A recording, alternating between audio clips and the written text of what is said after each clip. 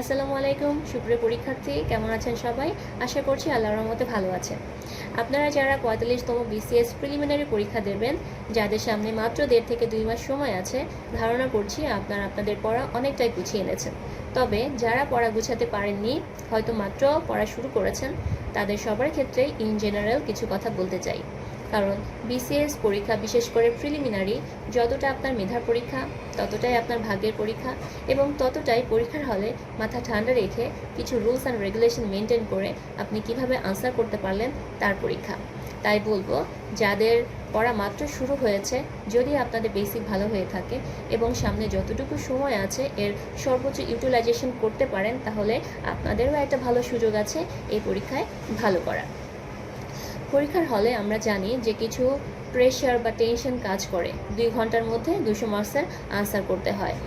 তো আমি বলবো যে এক্ষেত্রে অবশ্যই পরীক্ষাকে পরীক্ষা হিসাবেই নেবেন, একে জীবন মরণ সমস্যা হিসাবে অবশ্যই ধরবেন না, তাহলে অনেক বেশি স্ট্রেস কাজ করবে, যার কারণে কোশ্চেন প্যাটার্নে যে ছোট্ট ছোট্ট চেঞ্জগুলো আছে এটা আপনারা ধরতে পারবেন না, এবং আলটিমেটলি আপনাদের পরীক্ষা কিন্তু খারাপ হয়ে যাবে। এবং প্রিলিমিনারি পরীক্ষা ভালো করার জন্য আপনাকে একটু টেকনিক্যাল ওয়েতে কাজ করতে হবে। আপনি অবশ্যই যে জিনিসটা ভালো পারেন বা যে বিষয়টা ভালো পারেন সেটা দিয়ে আনসার করা শুরু করবেন। অনেকে আছে মনে করেন যেটা আমি ভালো পারি সেটা না হয় পরে দিব, কারণ ওটা তো আমি পারি, যেটা আমি পারি না সেটার চেষ্টাটা প্রথম করি। This is not the right way. কারণ যখন যেটা আপনি কম পারেন বা পারেন না এমন বিষয় দিয়ে আনসার করা শুরু করবেন, সেক্ষেত্রে আপনাদের কনফিডেন্স কিন্তু লো হয়ে যাবে এবং এটার ইফেক্ট কিন্তু পরবর্তী বিষয়গুলোর ওপর পড়বে। আলটিমেটলি পরীক্ষা কিন্তু খারাপ হবে। আর যেটা বলেছি যে কোশ্চেনের প্যাটার্নে কিছু সূক্ষ্ম সূক্ষ্ম চেঞ্জ থাকে, যেটা আপনি যদি খুব ভালোভাবে ঠান্ডা মাথায় লক্ষ্য না করতে পারেন, তাহলে কিন্তু আনসারটা ভুল হয়ে যাবে। তাই বলবো, যেটা আপনি সবচেয়ে ভালো পারেন, যেটা আপনার স্ট্রেংথ, সেটা দিয়ে আপনি আনসার করা শুরু করেন। আমি আমার একটা অভিজ্ঞতা আপনাদের সাথে শেয়ার করি। আমি যখন প্রিলিমিনারি প্রিপারেশন শুরু করলাম, আমি খেয়াল করলাম যে আমার ম্যাথ করতে অতটা ভালো লাগছে না অন্যান্য বিষয় পড়তে যতটা ভালো লাগছে। আমি ম্যাথে হয়তো বা তখন অতটা ফ্লুয়েন্ট ছিলাম না, কারণ প্রিলিমিনারি পরীক্ষা ম্যাথ করার জন্য কিন্তু একটা নির্দিষ্ট সময় আছে, এর বেশি সময় কিন্তু আপনি পাবেন না। যদিও ম্যাথগুলো খুব বেশি কঠিন ছিল না, এগুলো স্কুল লেভেলে আমরা যে ম্যাথগুলো করেছি সেগুলোই ছিল, বাট আমার মনে হচ্ছিল যে আমার ম্যাথে একটু বেশি সময় লেগে যাচ্ছে। তখন আমি কি করলাম, আমি অন্য অন্য সাবজেক্টের ওপর জোর দিলাম। অবশ্যই ম্যাথ কিছু কিছু করে করতাম, কারণ ম্যাথ ছেড়ে দেওয়ার তো প্রশ্নই ওঠে না। এবং পরীক্ষার হলে আমি যেটা করতাম, সবচেয়ে শেষে অ্যাট দ্য এন্ড মোমেন্টে আমি ম্যাথের আনসার করতাম। শেষে যতটুকু সময় বাকি থাকতো ততটুকুতে আমি যে কয়টা ম্যাথ পারতাম সেগুলো আনসার করতাম। এবং আমি এই স্ট্র্যাটেজি সবগুলো পরীক্ষাতেই ফলো করেছি এবং আলহামদুলিল্লাহ আমি সবগুলো প্রিলিতেই কোয়ালিফাই করেছি।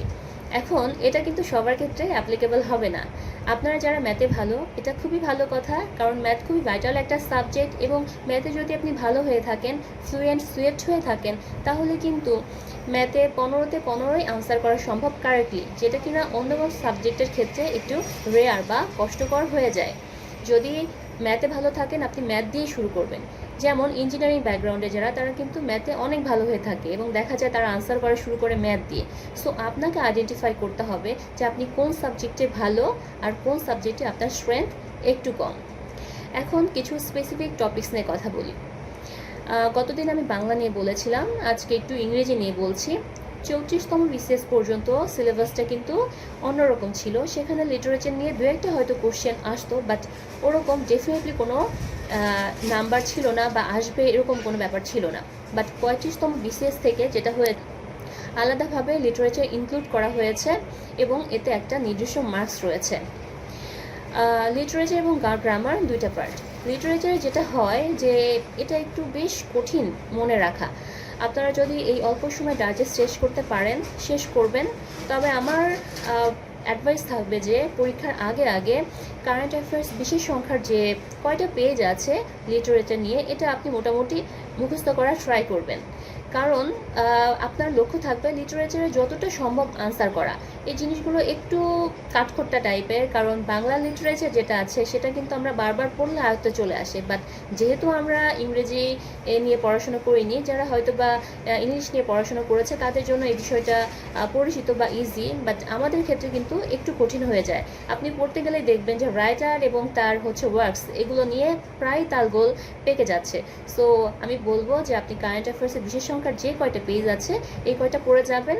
আর অন্য যদি আপনি ডাইজেস্ট বা আরও যদি পড়া মনে রাখতে পারেন তাহলে তো খুবই ভালো কথা।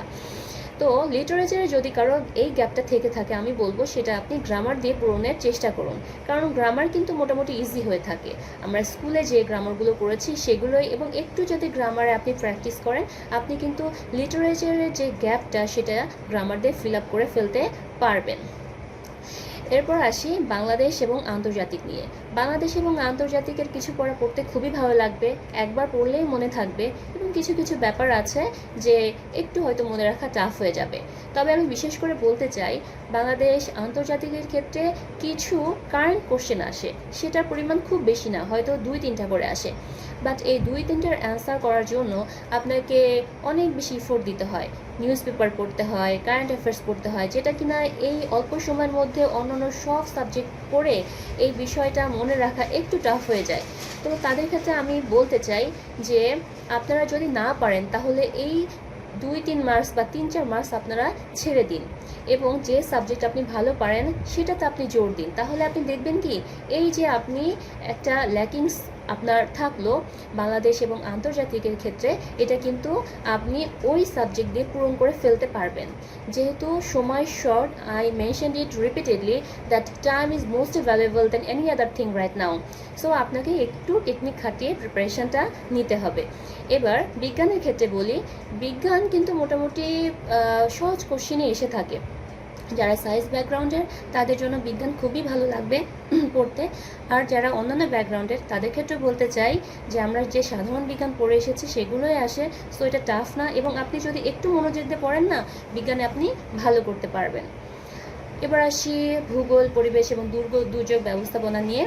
এটার কোশ্চেনে কিন্তু খুব বেশি জটিল আসে না, এটাও যদি আপনি একটু মনোযোগ দিয়ে পড়েন আপনার মনে থাকবে। এবং কিছু কিছু বিষয় আছে, কিছু সংখ্যা, কিছু নাম্বার, এগুলো হয়তো মনে থাকবে না। যদি মনে না থাকে তাহলে এগুলো ছেড়ে দিন। অ্যাকচুয়ালি কি বিসিএসসি প্রিপারেশন নিতে হলে কি আপনাকে কিছু কিছু বিষয় ছেড়ে দিতে হবে, আপনি সব কিছু মনে রাখতে পারবেন না, এবং সব কিছু মনে রাখতে গিয়ে কি হবে, আপনার সময়টা নষ্ট হবে, যেটা কিনা এই যে সামনে পরীক্ষায় অল্প কিছু সময় আছে সেটাতে একদমই উচিত হবে না। একটু বুঝে শুনে আপনারা প্রিপারেশন নিন, ইনশাল্লাহ আপনাদের পরীক্ষা ভালো হবে। ভালো থাকবেন, সুস্থ থাকবেন, আল্লাহ হাফিজ।